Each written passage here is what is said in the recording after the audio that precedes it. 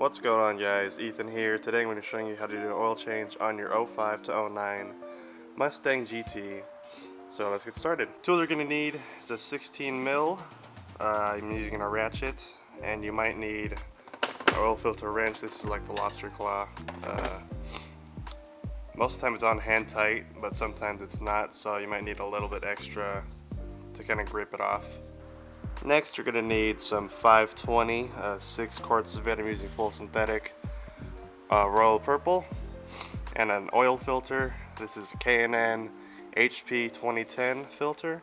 If you want the exact part number, is right there, HP 2010. And then it's just the royal purple 520. You can get this from any AutoZone, Advanced Auto, O'Reilly's, I think Napa. But a good tip if you want to get cheaper oil is if you buy it off Amazon. It's a lot cheaper than buying it in store. First thing you want to do after you pop the hood is unscrew your oil cap. Next thing you're going to want to do is jack your car up. My car is pretty dirty right now, but just jack it up, throw it on some jack stands, and then we'll get to the next step. Next thing you're going to want to do after you jack it up is grab your oil drain pan, slide it under the car, and then find that oil drain bolt. Now that you're under the car, that is the oil drain bolt right there, so you're going to want to unscrew it with your 16mm ratchet and let it drain fully into your oil pan.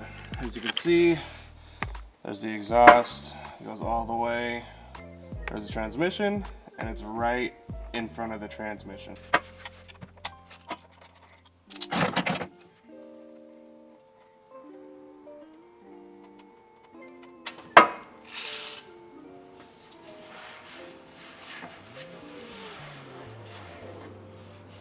Alright, so go ahead and clean off our oil drain bolt. Make sure that rubber gasket is nice and intact. You don't have to replace it every time unless it is broken, then you should replace it, but some people say they do it every oil change. It's unnecessary. You can just reuse your old one until this one wears out, and then you'll be good. So go ahead and clean up your oil pan at the bottom, screw this back in, and we'll start getting at that oil filter.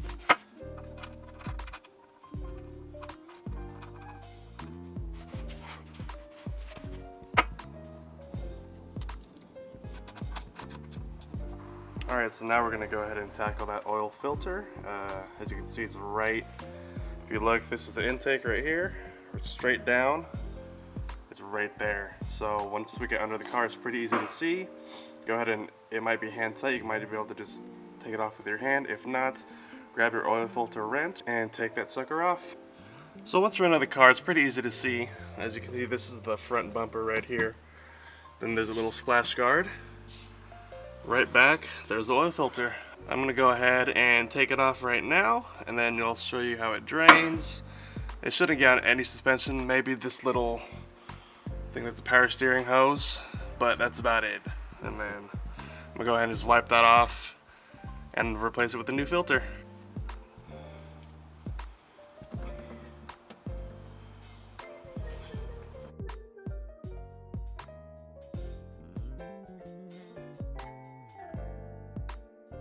Go ahead and wipe your filter down and any parts around it of any oil, and it should look really clean just like that.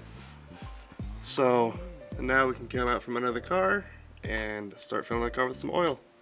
And the cool thing about these K&N filters is that they come with a sticker for your mileage, so you can track how many miles it's been since your last oil change.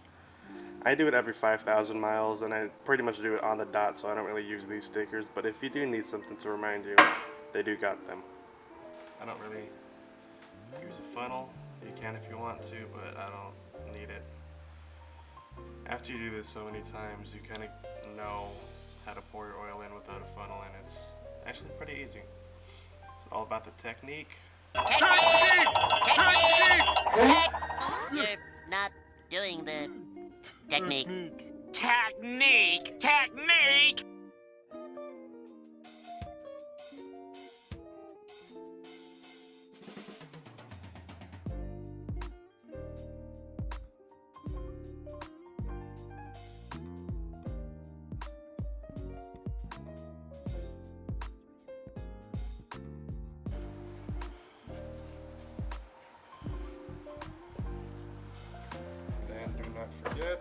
course, throw your cap right back on. Boom.